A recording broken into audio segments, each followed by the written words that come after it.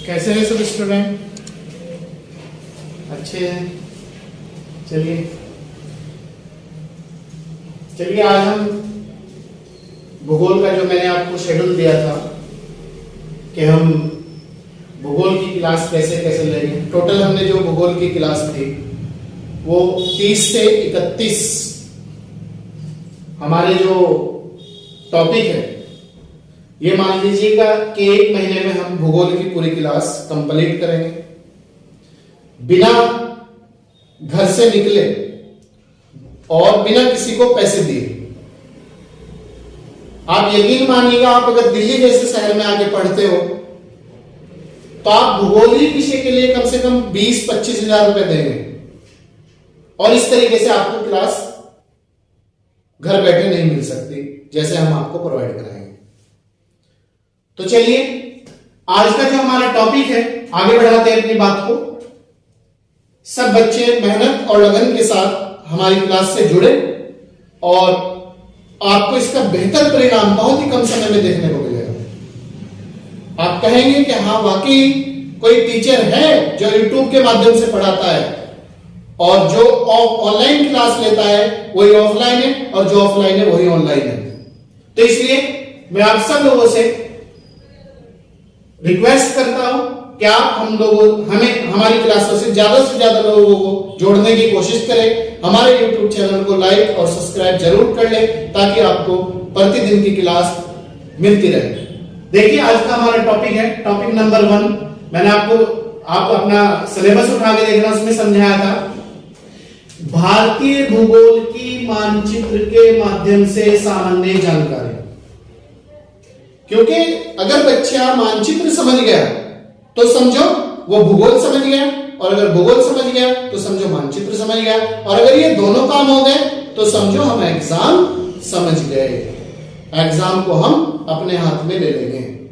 तो आप याद रखना, जो मैं बात बता रहा हूं वो आप चाहे एक रजिस्टर में नोट कर ले, बिल्कुल क्लियर, बिना किसी टेंशन के। चलिए आगे बढ़ते हैं हम अपनी क्लास को लेकर। देखो भूगोल की सामान्य जानकारी डे बाय डे मैं आपको 2 मिनट 3 मिनट के लिए आपको मैप पे जरूर समझाता रहूंगा। आप समझने की कोशिश कीजिएगा। देखिए सामान्य जानकारी का मतलब ये, यहां से जो भूगोल से क्वेश्चन बनते हैं वो ये बनते हैं कि एक तो क्वेश्चन बनता है आपका जो हमारे राज्य है 28 राज्य और 9 केंद्र शासित प्रदेश। 28 राज्य और 9 केंद्र शासित प्रदेश वे पूछता है, उनकी राजधानियां पूछता है। केंद्र शासित प्रदेश और उनकी राजधानी, कौन सा केंद्र शासित प्रदेश नहीं है वो ये जरूर पूछता है एग्जाम में। कोई भी एग्जाम दीजिएगा कंपटीशन का। तो ये राज्य राजधानी तो अलग टॉपिक है, लेकिन एक थोड़ा सा देख लेते हैं। देखो एक इसके बाद क्वेश्चन पूछता है नेशनल और इंटरनेशनल रेखा। तो इंटरनेशनल जो रेखा है हमारी वो किस किस देश से लगती है? एक तो पाकिस्तान, अफगानिस्तान, चीन, नेपाल, भूटान, बांग्लादेश, म्यांमार, इनसे हमारी इंटरनेशनल सीमाएं लगती है। अब देखो पाकिस्तान से किस किस देश की सीमा राज्य की सीमा लगती है? गुजरात, राजस्थान, पंजाब और आपका जम्मू कश्मीर। तो आप याद रखना, मैंने आपको बताया पाकिस्तान से गुजरात की सीमा लगती है, राजस्थान की लगती है, पंजाब की लगती है, हरियाणा। तो कितने हो गए? टोटल 4 राज्य हो गए। इसी तरीके से आप अफगानिस्तान से जो सीमा लगती है वो ओनली फॉर जम्मू कश्मीर की लगती है, ओनली फॉर जम्मू कश्मीर।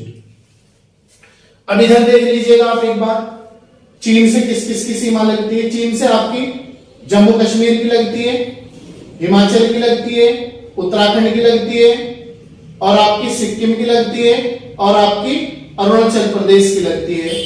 तो आप याद रखना कि चीन से हमारी 5 राज्यों की सीमा लगती है। कितने? 5। ये भी पूछ सकता है क्वेश्चन। अब इधर देखिएगा नेपाल से कितने राज्यों की सीमा लगती है हमारी? तो नेपाल से जो सीमा लगती है, एक तो उत्तराखंड की, एक आपकी यूपी की, एक आपकी बिहार की, एक आप पश्चिम बंगाल की, एक सिक्किम की। तो नेपाल से भी हमारी 5 ही राज्यों की सीमा लगती है, चीन से भी 5 की और नेपाल से भी 5 की। आप याद रखना हमेशा। अब देख लेते हैं भूटान से किसकी सीमा लगती है।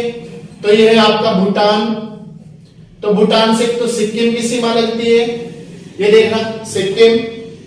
ये ग्रीन ग्रीन सा ये पश्चिमी बंगाल है आपका, पश्चिम बंगाल से लगती है, असम से लगती है और आपका अरुणाचल प्रदेश से लगती है। तो भूटान से हमारी कितने राज्यों की सीमा लगती है? 4, आप याद रखें। इसी तरीके से ये हमारा बांग्लादेश है। देखिए दोस्तों, मैप समझना और समझाना अपने आप में एक बहुत ही जटिल प्रक्रिया है, और जो बच्चा मैप समझ गया, जिस टीचर ने समझा दिया, तो ये समझो हमारी नैया पार हो गई। ये देखो बांग्लादेश से पश्चिम बंगाल सबसे अधिक सीमा लगती है, पश्चिम बंगाल की, असम की लगती है, मेघालय की लगती है, आपकी त्रिपुरा की लगती है। तो बांग्लादेश से हमारे 4 राज्यों की सीमा लगती है, बांग्लादेश से सबसे अधिक पश्चिम बंगाल की सीमा लगती है। इसी तरीके से हमारी जो है म्यांमार से जो सीमा लगती है, म्यांमार से हमारी अरुणाचल प्रदेश की सीमा लगती है, नागालैंड की लगती है, मणिपुर की लगती है, मिजोरम की लगती है और त्रिपुरा की लगती है। तो ये हमारी पूरी म्यांमार से सीमा लगती है। तो म्यांमार से हमारी कितने राज्यों की? 5। अब एक क्वेश्चन एग्जाम में आता है, ऐसा भारत का कौन सा राज्य है जो बांग्लादेश ने 3 ओर से या 3 सीमाओं से घेर रखा है? तो वो है 3 का मतलब त्रिपुरा, 3 से त्रिपुरा, 3 से 3। तो आप याद रखें। तो इसी तरीके से अब इसके बाद जो क्वेश्चन बनता है, ये तो इंटरनेशनल सीमाओं की बात हो गई। अब आपका क्वेश्चन ये बनता है एग्जाम में कि समुद्र से भारत के कितने राज्यों की सीमा लगती है? तो आप याद रखना, समुद्र से हमारे जो राज्यों की सीमा लगती है, एक तो गुजरात, 9 राज्यों की सीमाएं लगती है समुद्र से, आप ये याद रखना। 9 राज्यों की सीमाएं जो है समुद्र से लगती है। वो कौन कौन से राज्य? बस एक नजर में देखते जल्दी जल्दी। गुजरात, आपका महाराष्ट्र, गोवा, कर्नाटक, केरल, तमिलनाडु, आंध्र प्रदेश, उड़ीसा, पश्चिम बंगाल। एक क्वेश्चन ये आता है किस राज्य की सबसे अधिक लगती है? तो गुजरात की सबसे अधिक सीमा लगती है, सबसे दूसरा है आंध्र प्रदेश और सबसे कम गोवा। क्लियर है? इसके बाद क्वेश्चन आता है कि जो हमारी कर्क रेखा है, कर्क रेखा वो कितने राज्यों से होकर गुजरती है? किस राज्य से होकर गुजरती है, किससे नहीं गुजरती? तो कर्क रेखा जो है हमारी 8 राज्यों से होकर गुजरती है। तो 8 राज्यों में पूर्व में आपकी, पश्चिम में गुजरात से एंट्री करती है और पश्चिम में आपकी मिजोरम से होकर बाहर निकल जाती है। देखते हैं कौन कौन सी है। गुजरात, यह कर्क रेखा कितने डिग्री से? अगर क्वेश्चन है 23.5, 23.5 डिग्री से होकर कर्क रेखा पश्चिम में गुजरात राज्य से एंट्री करती है और पूर्व में मिजोरम राज्य से होकर बाहर निकल जाती है। देखो गुजरात, राजस्थान, मध्य प्रदेश, छत्तीसगढ़, झारखंड, पश्चिम बंगाल, त्रिपुरा और मिजोरम। तो अब याद रखना, कर्क रेखा कितने राज्यों से गुजरती है? मेरे साथ बोलिएगा, 8। किस राज्य से भारत में प्रवेश करती है? बताइए। गुजरात कितने डिग्री से होकर एंट्री करती है?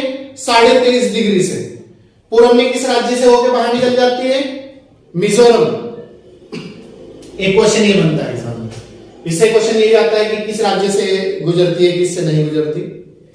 अब दूसरा क्वेश्चन हमारा मैथ से ये बनता है कि जो इंडिया है उसका उत्तर से दक्षिण, नॉर्थ प्लस साउथ विस्तार कितना है?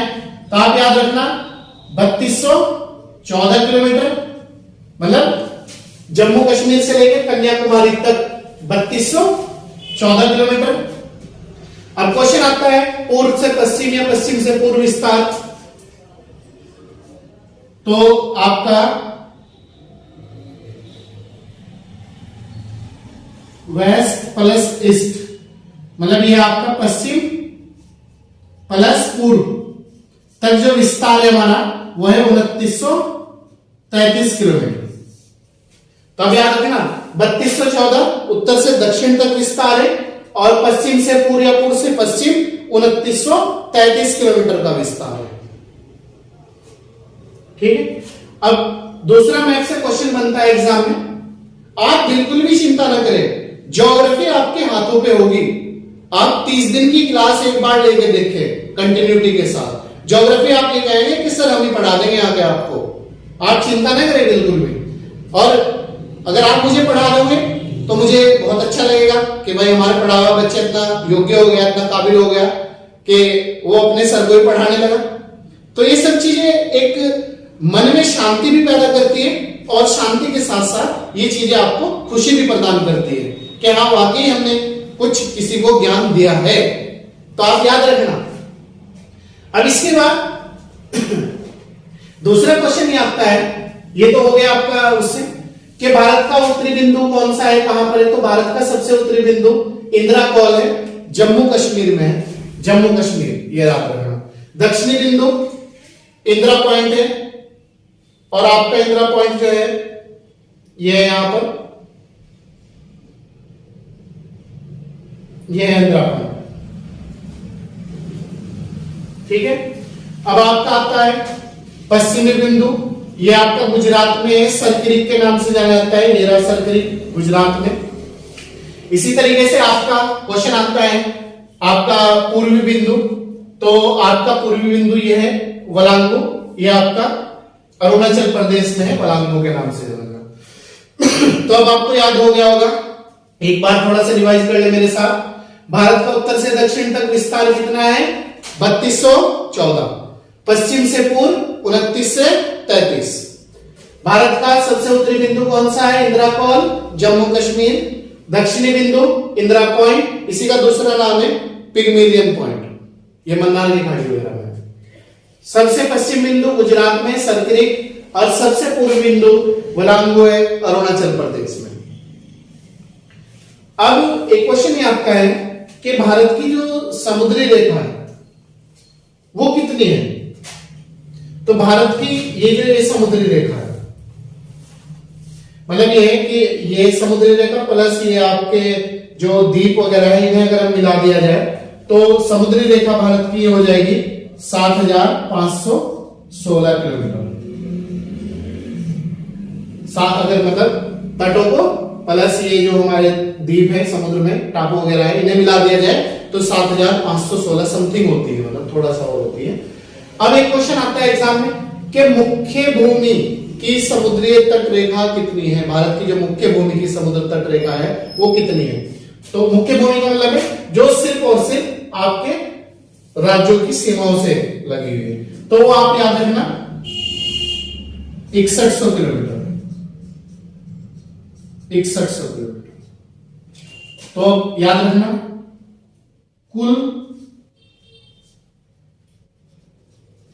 समुद्र तट रेखा 7516, मुख्य भूमि की तट रेखा लंबाई 6100। तो आप ये याद रखें। इसके बाद एक क्वेश्चन आता है हमारा जो हमारे पोर्ट है, पोर्ट मतलब बंदरगाह है। तो एग्जाम में क्वेश्चन आता है कि हमारे कौन से बंदरगाह से जो व्यापार होता है, कौन सा बंदरगाह छोटा है, कौन सा बड़ा है, कौन सा कहां से होता है। तो आप एक बार जल्दी से वो नजर मार लेंगे आप लोग। देखो बंदरगाह से एक क्वेश्चन और आता है कि पूर्वी तट का बंदरगाह और पश्चिमी तट का बंदरगाह। आपको मैं मास्टर बना दूंगा मैप का, जैसे मैं समझा रहा हूं कल को आप ऐसे ही समझाएंगे कहीं खड़े होके, आप यकीन मानिएगा। और एग्जाम में तो आप क्वेश्चन छोड़ ही नहीं सकते, ये मैं आपको गारंटी के साथ कहता हूं। बस आप हमारे साथ मिलकर काम करें। देखिए हमारे जो ये है आपका पश्चिमी तट, ये आपका पूर्वी तट। तो पश्चिमी तट का जो बंदरगाह है सरक्रीक गुजरात में, कांडला गुजरात में, ये आपका कांडला बंदरगाह गुजरात में है। खंबात की खाड़ी भी गुजरात में, आप याद रखना ये भी खंबात की खाड़ी। दमन और दीव भी ये रहा है। इसके बाद भारत का सबसे बड़ा बंदरगाह मुंबई है, और मुंबई जो बंदरगाह है वो महाराष्ट्र में है, और पश्चिमी तट का बंदरगाह है। ये आपका पश्चिमी तट का है, मार्म गोवा में है, और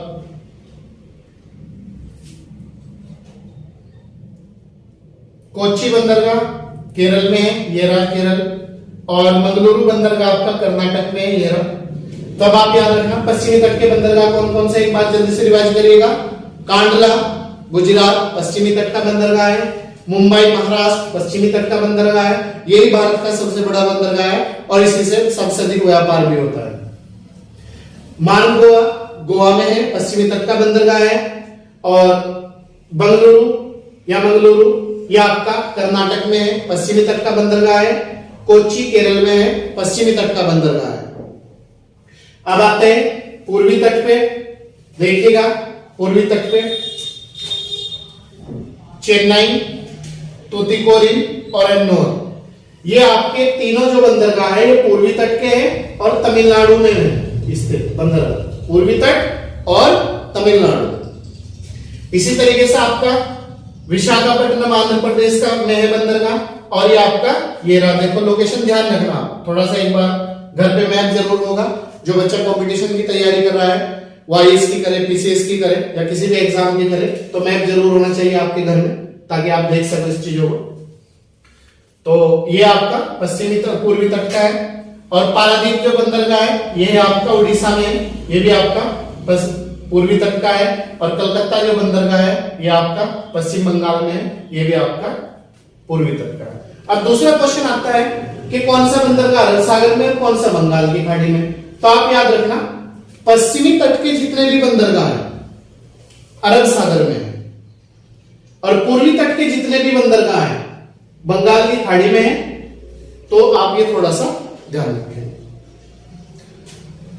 अब इसके बाद हमारा क्वेश्चन बनता है मैथ से।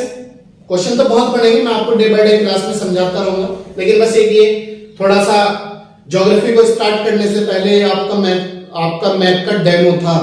डेमो मानिएगा आप, इसे क्लास ना मानिएगा, और आप यकीन मानिए कि आप लगभग 10 से 15% ज्योग्राफी पढ़ चुके इसी क्लास में मैथ पर ही। आप देखना इस चीज को। एक क्वेश्चन ये आता है कि भारत के पूर्व में कौन सा सागर है, पश्चिम में। तो आप याद रखना पश्चिम में आपका अरब सागर है, पूर्व में आपकी बंगाल की खाड़ी है, और दक्षिण में आपका हिंद महासागर है। एक क्वेश्चन और आता है कि सेवन सिस्टर में कितने राज्य हैं। तो 7 से ही आपको पता चल रहा होगा 7। तो 7 राज्य है, उन्हें हिंदी में 7 बहनों के राज्य कहा जाता है। 7 सिस्टर को हिंदी में 7 बहनों के राज्य कहा जाता है। तो ये 7 सिस्टर देख लेंगे आप कौन कौन से हैं, थोड़ा जल्दी से नजर मार ले आप लोग। देखो एक तो ये देखो अलग थलग से जो पड़ा हुआ है आपका, इसे उत्तर पूर्वी राज्य भी नहीं कहते हैं या पूर्व उत्तर राज्य भी नहीं कहते।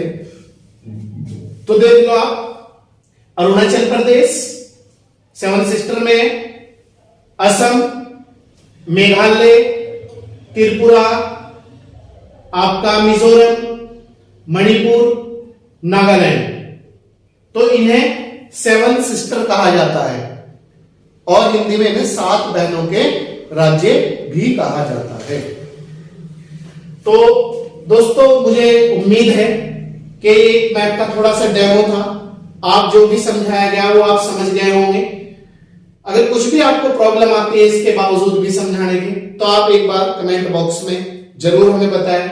और कल फिर हमारी जो पहली क्लास होगी वो भारत के भूगोल पर होगी, और भारत के भूगोल की हम आपको सामान्य जानकारी उपलब्ध कराएंगे। जो आज हमने आपको मैप पे बताया, ये आपको थोड़ा लिखना भी होगा। आप एक रजिस्टर और एक पेन जरूर हमारी क्लास के लिए बना लें, ज्योग्राफी के लिए। आप कोई भी हमारी क्लास ले, निश्चित हो के आपको टॉपिक बाय टॉपिक एग्जाम के अकॉर्डिंग पढ़ाया जा रहा है। ये नहीं कि आज ये टॉपिक उठा लिया कल को वो उठा लिया। एक सीक्वेंस से आपको क्लास मिलेगी, कंटिन्यूटी के साथ आपको क्लास मिलेगी। तो इसीलिए अगर आपने हमारे चैनल को लाइक और सब्सक्राइब नहीं किया है और शेयर नहीं किया है, तो जल्दी से जल्दी आप इसे लाइक और सब्सक्राइब जरूर करें, और ज्यादा से ज्यादा हमारे विन आईएएस कैंपस की जानकारी छात्र और छात्राओं को दें, ताकि उनका भी भविष्य बहुत इंपॉर्टेंट है हमारे लिए। और उन्हें इस चीज की जानकारी मिले कि कोई टीचर एक ऐसा यूट्यूब पे पढ़ाता है जो आपको घर बैठे ऑफलाइन क्लास का मजा ऑनलाइन क्लास यूट्यूब के माध्यम से देता है। चलिए दोस्तों, कल मिलते हैं नई एनर्जी के साथ, नए टॉपिक के साथ। इसी चीज के लिए मैं आपसे इजाजत चाहूंगा और कल तक आप बड़ी कड़ी मेहनत के साथ अगला टॉपिक भी तैयार करें और जो आज पढ़ाया गया वो भी तैयार करें। Thank you.